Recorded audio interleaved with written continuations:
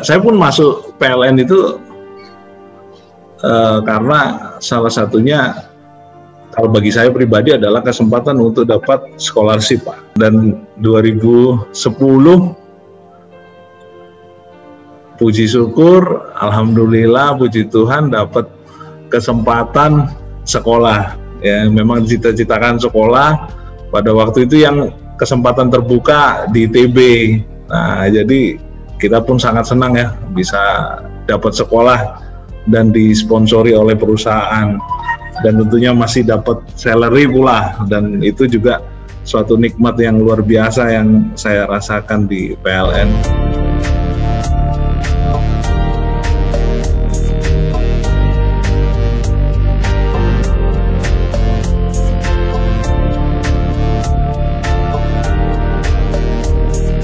Alhamdulillah, hari ini hari Senin, tanggal 5 Juli. Setelah saya kemarin ke Cawang, nih, P2B juga Cawang. Nah, sekarang ini temen dulu waktu di Gandel, sahabat saudara saya nih boleh dikatakan. Dan saya juga kemarin udah ke Malang, Bang, kitanya. Oh, siap. Nah, sekarang kita ke Kalimantan Barat, tepatnya di UP3 Ketapang. Ada sosok manajer milenial juga ini, Bang Sanggam. Saya sapanya biasa Bang Sanggam dari dulu ya. Apa kabar, Bang? Luar biasa, Pak Mohar. Senang sekali bisa jumpa lagi sahabat lama nih. Reuni kembali kita. Alhamdulillah. Baik, sebelum dilanjut, berikut saya tampilkan CV dari Bang Sanggam. Nih, berikut di bawah ini nih.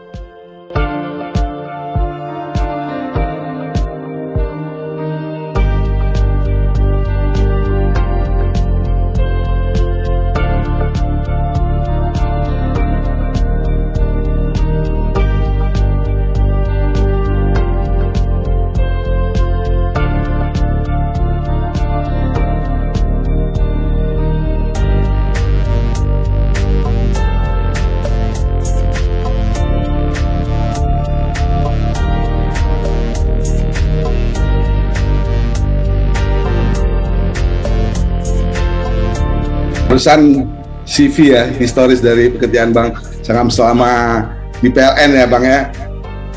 Nah, mungkin Bang Sanggam bisa sedikit cerita tentang CV yang tadi saya tampilkan, Bang Sanggam.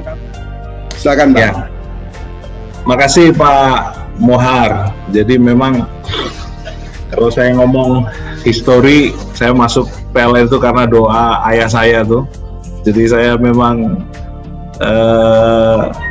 sejak lama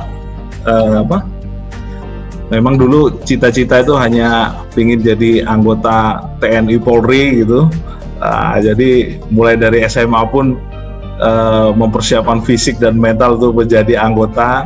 Namun ternyata Tuhan belum berkehendak ke situ karena saya nggak lulus. Nggak lulus TNI Polri. Kemudian akhirnya karena nggak lulus, ya udah kuliah elektro di Malang. Karena pada waktu itu saya juga masuk di beberapa sekolah gratis, STPDN ataupun STAN. Cuman pada waktu itu orang tua sakit, Pak. Bapak saya lagi sakit sehingga saya waktu itu laki-laki mungkin di Malang. Ya, jadi akhirnya kita ambil kuliah di Malang dan puji syukur, alhamdulillah, puji Tuhan lulus. Nah, setelahnya itu kok bapak saya, udahlah kamu daftar ke PLN ini, saya juga apa di PLN ini.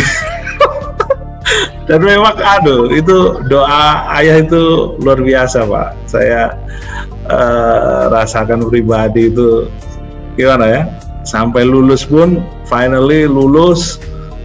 Dan saya cukup beruntung, Pak Mohar. Saya masuk penempatan OJT 2005 itu di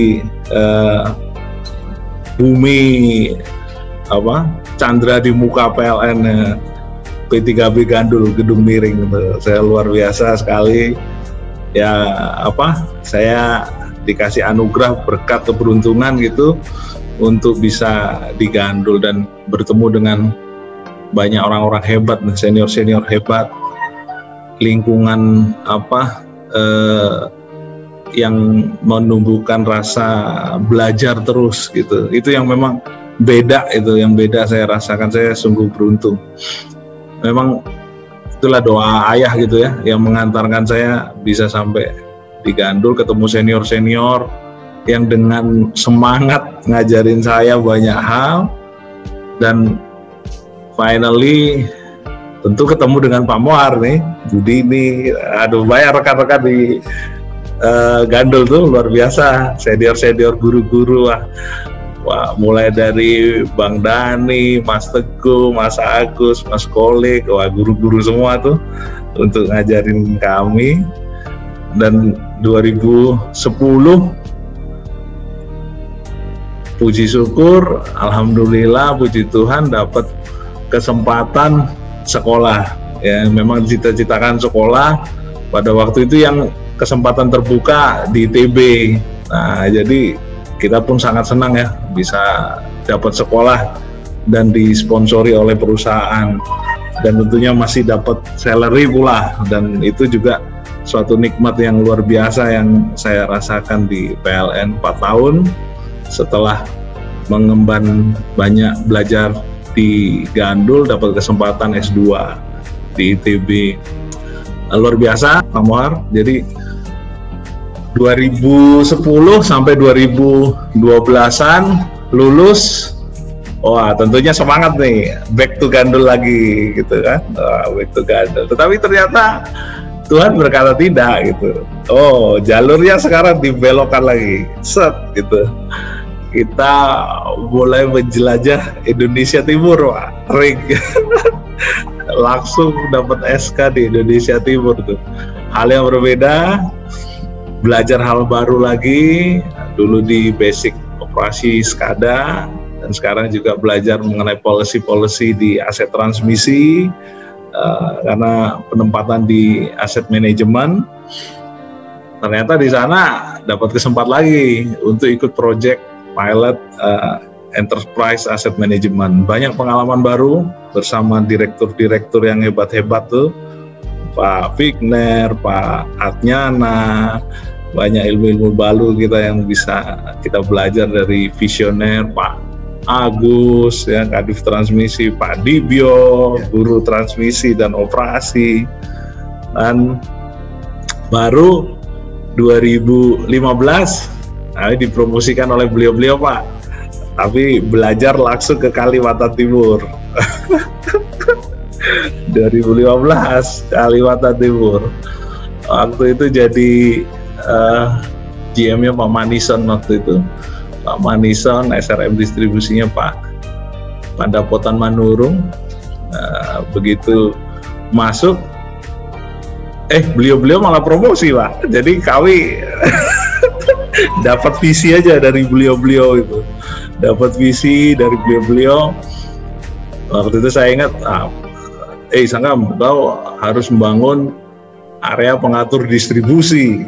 Ternyata beliau-beliau itu punya visi membangun area pengatur distribusi, karena area pengatur distribusi di Kaltim belum ada Pak pada waktu itu, dan pengaturannya masih sangat tradisional pada waktu itu. Ada sih tapi sangat ya manual lah Pak, manual. Ya mungkin berbekal ilmu di Gandul ya, kami sebetulnya menjalankan visi beliau-beliau Pak. Jadi visi-visi beliau itulah yang kami coba jawantahkan setahun. Wah itu pertama dapat SK tuh Pak, SK luar biasa 2016, SK Manager Area Pengatur Distribusi. Saya dikasih kesempatan untuk belajar lagi gimana sih membangun suatu sistem, gimana membangun suatu proses bisnis yang memperbaiki ketenaga listrikan. Dari situ saya banyak belajar Pak Mohar.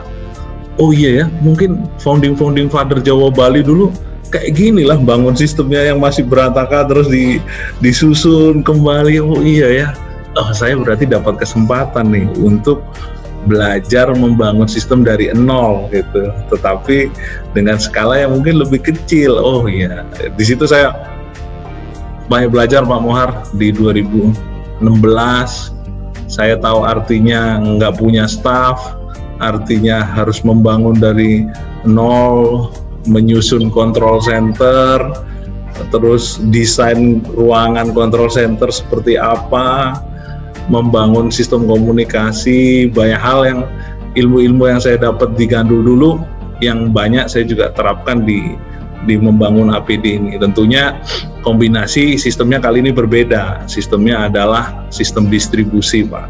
Sistem distribusi. Saya juga dapat bibit-bibit baru, anak-anak yang baru lulus, tentunya tanpa pengalaman apapun. Di situ juga leadership saya dilatih untuk gimana cara ngajarin mereka. Gini loh kerjanya sistem tuh gini loh. Terus menularkan visi-visi juga ke mereka.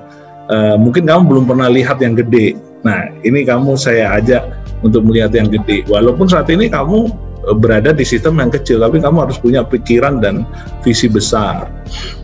Nah, itu saya puji syukur, Pak. Alhamdulillah, puji Tuhan saya boleh lalui 2016, memorable banget, 2017, terus finally Master Station Control Center 2018 awal sudah beroperasi penuh, dan pada waktu itu direkturnya Pak Manison sempat meresmikan Control Center 2018, 2019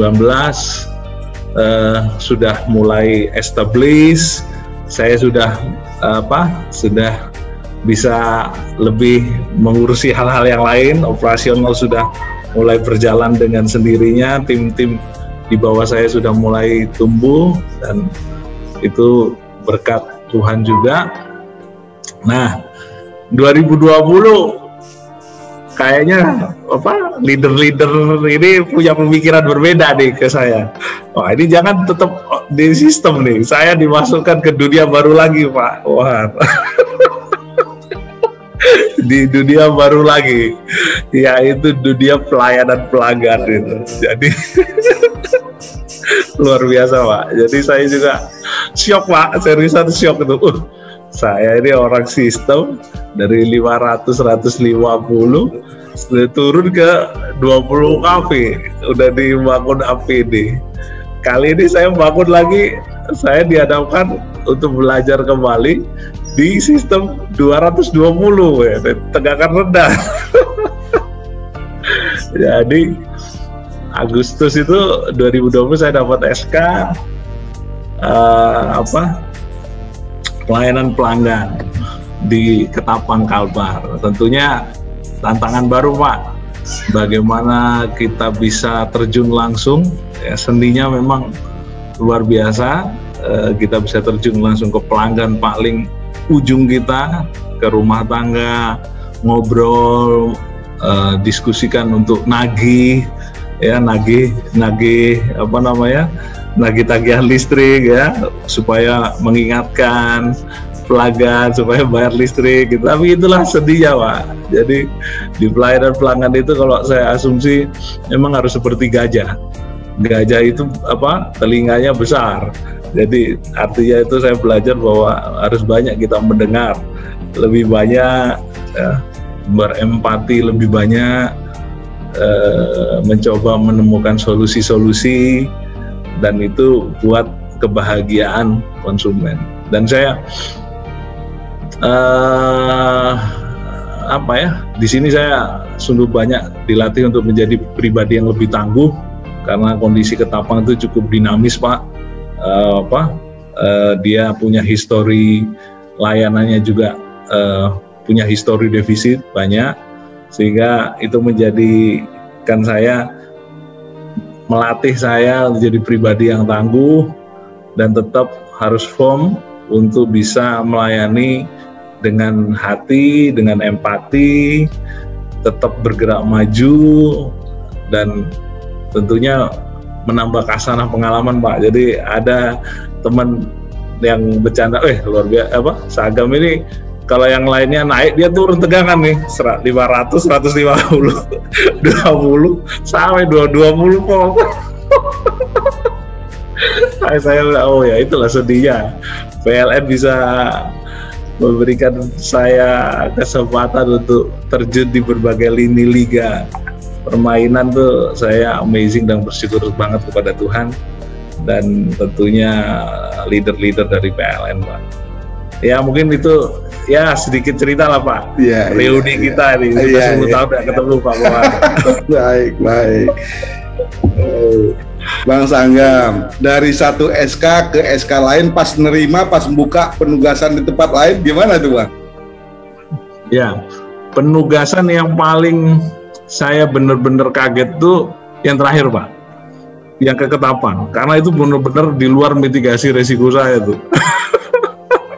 Saya kan orang istilahnya kalau orang sistem tuh, kalau di operasi sistem di Gandul masih masuk lah dari 500 kV gitu kan ke APD itu masih di sistem, Pak. Kornya itu masih masuk sistem tuh. Itu sudah inilah masih di jalurnya, masuk jalurnya. Nah, kalau yang UP3 ini benar-benar out of the box, Pak, ini. Saya pun tuh dengar SK-nya itu pas hari itu juga baru dengar saya. Dan menggantikan kebetulan Pak Wilfried tuh. Yeah. Pada waktu itu kami chatting-chattingan tuh. Gimana kabar? Sehat. Saya dapat SK yang bersama menggantikan beliau. Itu benar-benar shock, Pak. Shock. Karena benar-benar di luar di luar ekspektasi saya. Ya, tapi akhirnya saya menyadari, oh iya, itu memang Tuhan memberikan kesempatan saya untuk membuat saya menjadi lebih hebat lagi, dilatih, ditempa, menjadi pribadi yang lebih tangguh dan beradaptasi dan selalu belajar gitu. Jadi memang semakin menyadari kita manusia yang lemah, Pak, sehingga kita semakin kuat. Berarti setelah masuk dunia kerja ya tanpa henti lah. Belajar ya, sekalian belajar ya. Tempat kerja kan tempat belajar juga. Itu, Pak. Never ending story itu belajar. Yes. Dulu coba kita kembali ke Bandung sebentar, Bang ya. Gimana ceritanya dulu, Bang? Waktu di Bandung, Bang. Iya, jadi dulu itu kita S2 itu memang cita-cita ya Pak Mohar ya. Jadi pada waktu sejak saya pun masuk PLN itu karena salah satunya kalau bagi saya pribadi adalah kesempatan untuk dapat scholarship, Pak. Karena saya melihat PLN adalah salah satu perusahaan yang memberikan kesempatan scholarship kepada pegawainya. Itu yang menjadi motivasi lah, salah satu motivasi saya ya. Selain tadi doa orang tua tadi ya. Doa orang tua itu motivasi saya, semangat saya karena ada scholarship di situ. Nah itu memang cita-cita saya tuh selalu bisa dapat kesempatan untuk belajar lagi. Dan pada waktu saya senior pada waktu itu sudah ada, awalnya tuh ada Delft, Pak, dulu. Delft ya, ada scholarship Delft. Wah, saya tertarik pada waktu itu. Saya waktu itu belum bisa daftar karena ada beberapa prasyarat yang masih belum terpenuhi. Namun saya bersiap, Pak, untuk hal tersebut. Sambil bekerja pun saya Sabtu gitu, saya ngikut TOEFL preparation di UI waktu itu saya sempatkan. Kemudian saya juga sempat ikut les English Force gitu, dan saya TPA gitu pribadi. Saya sempatkan waktu malam hari pulang kerja itu untuk latihan TPA gitu, prepare gitu. Saya prepare gitu. Nah, karena bagi saya adalah yang bisa kita kontrol adalah mempersiapkan diri. Kesempatan itu adalah anugerah Tuhan. Nah, cuman pas kesempatan itu ada dan kita sudah prepare, maka di situ adalah a blessing. Jadi di situ ya udah kita akan dapat kesempatan. Tapi kalau kita nggak prepare, menurut saya itu kita salah. Nah ini saya selalu lakukan prepare sambil menunggu kesempatan yang ada gitu. Kalau kesempatan kan kita nggak bisa kontrol. Kalau memang sudah dikasih kesempatan baru kita ambil. Nah kita prepare. Nah pada waktu itu sekolah yang ada muncul, Pak. Wah, ada ITB nih, ya udah kita daftar, kita persiapan lebih matang lagi. Pada waktu itu ada forum transmisi juga deh waktu itu. Saya semua nikah juga pada waktu itu Pak. Jadi akhir Juli itu saya tes di Bandung tuh. Iya benar tuh 3 Juli tuh, 3 Juli. Sebelumnya tuh di 3 Juli, sebelumnya itu Juni. Akhir Juni tuh saya tes Pak di Bandung tuh. Setelah itu saya cuti nikah. Habis tes di Bandung cuti nikah. Terus balik lagi ikut forum transmisi 2 minggu langsung pengumuman Pak. Masuk untuk masuk ITB. Oh ya udah Pak, wah senang banget lah kita ini kan dapat scholarship, ya udah masuk. Kemudian pada waktu itu programnya yang yang ditawarkan itu adalah manajemen bisnis ketenaga listrikan Pak. Jadi pada waktu itu kombinasi ada dosen-dosen juga dari ITB, ada Profesor Ngapuli, terus ada Dr. Sianipar, banyak sistem operasi kami belajar di situ, Pak Dr. Sarif, ya, beberapa dosen-dosen ITB, dan juga ada kesempatan juga waktu itu dosen luar biasanya adalah dari mantan-mantan direktur kita Pak. Itu yang juga saya amazing banget waktu itu. Ada Pak Direktur Keuangan almarhum Pak Juanda juga mengajar, terus banyak Pak direktur-direktur yang ilmunya wah luar biasa Pak. Jadi kami juga secara leadership itu dapat sharing ilmu, dan secara pendidikan juga dapat ilmu dari dosen-dosen ITB, dan itu amazing banget Pak buat kami, dan kami juga banyak ilmu dari situ. Nah, barulah mempersiapkan diri kami untuk bisa berkontribusi lebih lagi lah buat PLN Pak. Nah, kurang lebih cerita histori. Kalau Bandung seneng juga Pak, waktu itu kan nikah baru tuh, jadi pengantin baru, jadi menghasilkan produk juga Pak Bandung ini. Putra pertama itu produk Bandung.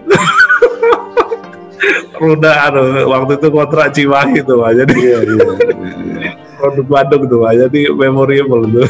Nah, jadi untuk teman-teman yang masih jomblo, bernikahlah. Ini contohnya udah ada.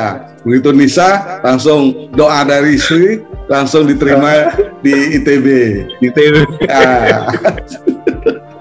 Iya Pak. Waktu itu risetnya? Saya riset kalau waktu yang program kami Pak, kita buat tesis Pak. Jadi tesis kebetulan waktu itu saya membuat setting price untuk prepare for the regulation. Jadi ada power wheeling gitu antar area gitu. Misalnya ada perusahaan yang punya pembangkit, terus dia punya pabrik gitu. Cuman pembangkitnya katakanlah di ujung di ujung daerah gitu ya, dekat laut dan sebagainya, PLTU. Nah dia daripada dia bangun transmisi, dia sewa jaringan untuk tetap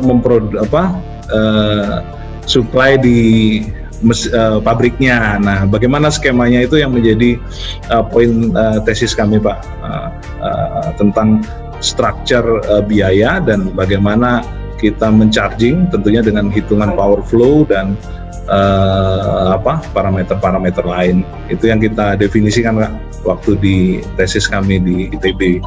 Ya, baik. Dari sekarang di UP3 Ketapang. Tadi sarapannya pakai apa di Ketapang ini, Pak? Kalau sarapan kita karena ada istri di sini jadi spesial nasi goreng Ketapang ini. Karena dekat Pak, kalau di Ketapang nggak terlalu jauh. Gowes pun jadi Pak ini. Apalagi pakai motor listrik. Kita lagi promoin motor listrik nih di Ketapang. Nah, terkait dengan motor listrik, di sana gimana? Untuk SPLU-nya sendiri gimana Bang Sagam? Ya, kita memang lagi dorong Pak. Jadi kemarin kita punya program CSR, itu TJSL ya. Kita lagi mendorong keindahan taman-taman kota. Kita buat menyala lampunya indah gitu, dan tentunya waktu itu kerjasama dengan Pemda. Ternyata Pemda juga buat UMKM kita, jadi ada wisata kuliner di sebelah situ. Nah, sambil kita juga mempromosikan, karena kalau untuk Ketapang motor listrik masih hal yang baru ya Pak, masih hal yang baru ya, kan masih lag dengan Jawa ya. Kalau Jawa udah levelnya mobil listrik, kalau Ketapang ini kita lagi dorong di motor listrik Pak. Jadi kita juga undang, kita kolaborasi dengan beberapa pabrikan atau distributor motor listrik ya. Ada Eco Green, ada Gesit yang kita undang di sini, dan kita kasih motor uji coba supaya orang bisa dapat experience Pak ya. Dan saya pun, kalau saya juga cek penyulang itu, sometimes saya tes itu motor listriknya tuh, rasa itu. Jadi benar-benar kita testing gitu. Dan memang yang terbaru sih feel-nya udah sama Pak dengan motor biasa. Sudah feel-nya dengan motor biasa. Cuman memang tinggal masalah harganya nih ya. Kita juga harus mulai bersaing ya. Artinya kalau taste untuk setting pasar itu kan memang harus harga yang menarik gitu ya Pak ya. Nah, harus ada edit value-nya, dan itu tinggal itu aja sih. Kalau feel-nya saya udah rasa mirip Pak dengan motor biasa itu, jadi udah bisa lah kita mainkan itu. Iya. Kita lagi dorong Pak, moga-moga nih Polres juga kemarin sudah mulai tertarik itu, mau tanya berapa perbandingan harga antara motor biasa dengan motor listrik. Nah, kita juga wah ini berarti tertarik nih stakeholder nih. Nah, kita juga kemarin sounding ke distributornya ya, supaya bisa juga memasarkan. Kan bagi kita kan, kita adalah kayak ininya lah ya, betul yang meramaikannya lah Pak ya, mendorong supaya penggunaan motor listrik, dan tentunya bisa meningkatkan penjualan di PLN Pak. Ya, itu sih Pak Mohar. Ya, berarti konsumen nggak perlu takut deh dengan adanya SPLU-nya itu, kalau habis di jalan ya bisa pasang Pak. Tentunya nanti ke depan memang swab menjadi solusi juga sih Pak. Baterai swab, artinya kan sometimes kalau saya lihat katakanlah 70 km. Ya, itu juga pangsa pasar baru, gimana kalau saya lihat sih memang di Jawa sudah ada ya kayak baterai swab gitu kan. Baterai swab itu misalnya di Indomaret gitu Pak, pas baterainya habis langsung tukar gitu ya, ataupun dengan SPLU juga masuk Pak. Nah, itu kalau SPLU kan rata-rata dari 0 itu sekitar 3 jam Pak Mohar, 2-3 jam. Tapi kalau baterai swab tinggal lukir langsung bisa masuk ke motor listrik. Itu bakal menjadi solusi sih Pak kalau di penggunaan motor listrik ya. Moga-moga itu bisa menjadi solusi kendaraan listrik atau kendaraan masa depan lah buat Indonesia. Peresmian apa itu tadi Bang, yang 18 Juni itu ya, sama itu ya. Itu ya, itu taman ya, taman ya, taman sekaligus wisata kuliner Pak. Nah, kuliner nih, kalau ngomong kuliner asik banget ini ya. Iya Pak, jadi seolah-olah taman itu akhirnya bisa menjadi ikon, karena taman itu kan biasanya gelap Pak.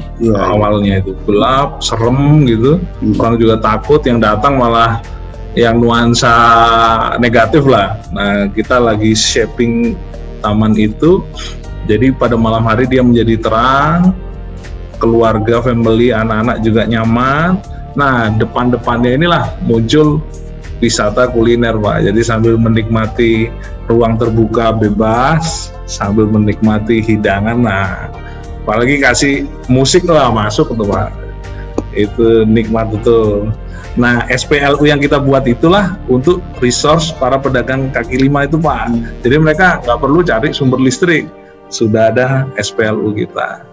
Nah, case-nya itu sih Pak, menumbuhkan ekonomi sambil menikmati keindahan alam. Jadi ingat alun-alun Malang jadinya terang benderang. Siap Pak. Kemarin saya udah ketemu dengan manajer UPT Malang ya. PT Malang, betul Pak. Karanglo, bisa Hendrik ya? Iya, bisa Hendrik. Nah, ntar 2 hari atau 1 hari kemudian nih saya mau janjian lagi dengan manajer UP3 Malang. Cocok, mantep tuh Pak. Saya belum kenal tuh. Nah, ya harus kenal lewat saya kalau kenalannya. Siap lah Pak. Saya titip-titip pesan dulu lah. Iya. Orang tua kan masih di sana itu. Orang tua. Gimana tinggalnya dulu gimana? Stay-nya di Malang atau gimana Bang Sangam? Orang tua di Malang Pak. Kakak juga di Malang, di Pemda Malang. Kakak saya. Oh gitu. Nah, di Pemda Malang ya. Di Pemda. Orang tua. Jadi mertua juga di Malang Pak. Jadi kita back to Malang City. Kalau ada silaturahmi. Ya cocok ya. Saya juga pernah di SD di Malang saya dulu kan. Oh, Pak Muar pernah SD di Malang? Nah, pernah. Di Jalan Kawi. 2 tahun lah saya di sana kan. Oh, pernah tinggal di sana. Iya, Pak, ya? Ikut orang tua juga waktu itu kan. Betul. Itu makanya saya Malang itu juga kampung saya memorable ya. Apalah bahasa Jawa dulu masih lancar lah, tapi sekarang ngerti lah ya, walaupun nggak lancar tapi kalau orang bicara paham lah. Ya, di Wolak-Walik Pak ya, Wolak-Walik. Ngalam lah ya. Ngalam City. Baik, Ngalam. Bang Sangam, di kantor sendiri gimana Bang Sangam? Di masa-masa pandemi ini gimana Bang Sangam? Ya, memang case-nya itu Pak, tadi posisi di masa pandemi ini memang tentunya pergerakan kita menjadi terbatas ya Pak ya. Jadi gerakan kita menjadi terbatas, terus juga apalagi posisi rata-rata kan perantau ya Pak ya. Rata-rata perantau, para anggota tim milenial di UP3 Ketapang rata-rata masih milenial semua Pak, hampir 95% milenial. Dan tentunya pergerakan misalnya pas pulang kampung, pas silaturahmi pas pulang, tentunya juga menjadi menjadi kendala ya, dan juga ada probabilitas penularan yang cukup tinggi. Nah di sini memang yang kita coba lakukan adalah semua SOP untuk meningkatkan prokes, baik antar ruang itu kita kasih sekat gitu kan. Kedua juga pas posisi zonanya semakin tinggi ya kita langsung lakukan WFH Pak ya. Kalau zonanya sudah mulai tinggi langsung kita definisikan WFH. Dan tentunya ya teman-teman kesadaran sih, teman-teman kita saat ini lagi dorong Pak supaya apabila ada kesempatan vaksin baik dari Pemda maupun TNI Polri ya, saat ini lagi galak Pak, yang kayak kemarin saya juga ikuti, saya dorong yuk teman-teman ikut vaksin, minimal kita bisa saling melindungi teman-teman kita ya. Karena kan tujuannya adalah kalau vaksin itu secara teori kan kalau apabila ada 10 orang dan 8 orang itu kena vaksin, maka probabilitas virus itu melebar atau meluas itu bisa kita kurangi. Minimal kedua, ya kita bisa mengurangi resiko di diri kita. Artinya dampaknya itu kita bisa minimalkan. Nah itu yang memang saya selalu semangati teman-teman Pak, dan kita juga ngasih contoh, makanya saya juga ikut langsung dan saya share ke teman-teman dan saya share juga dampaknya gitu, sehingga oh iya ya si Pak Sanggamaya udah coba dan rasa gitu. Nah itu yang juga yang bisa kita lakukan Pak, yaitu kan vaksin, prokes, meminimalkan pertemuan yang sangat gede banget tentunya ya, itu yang hanya bisa kita lakukan, sambil tentunya berdoa yang utama Pak. Kunci utama itu. Ya. Kunci utama sehat.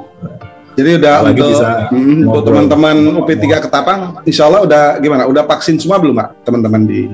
Saat ini masih sekitar 50-60 Pak, 50-an ya, belum nyampe kayaknya, masih sekitar 50 belum nyampe 50-an lah Pak. Karena kemarin barusan ada 2 itu tadi Pak, umum itu baru, vaksin umum baru terdefinisi 2 minggu yang lalu. Sementara kalau Pemda saat ini fokusnya masih ke guru Pak, guru. Kan kami juga khusus menghadap ke Pemda setempat itu, berkoordinasi, kepala dinasnya, koordinatornya, kami juga bertemu. Beliau sampaikan Pak, mungkin untuk Ketapang fokus dulu ke guru Pak, karena ada persiapan untuk tatap muka ya, sekolah tatap muka, sehingga Pemda memfokuskan kepada guru dan perangkat sekolah dulu.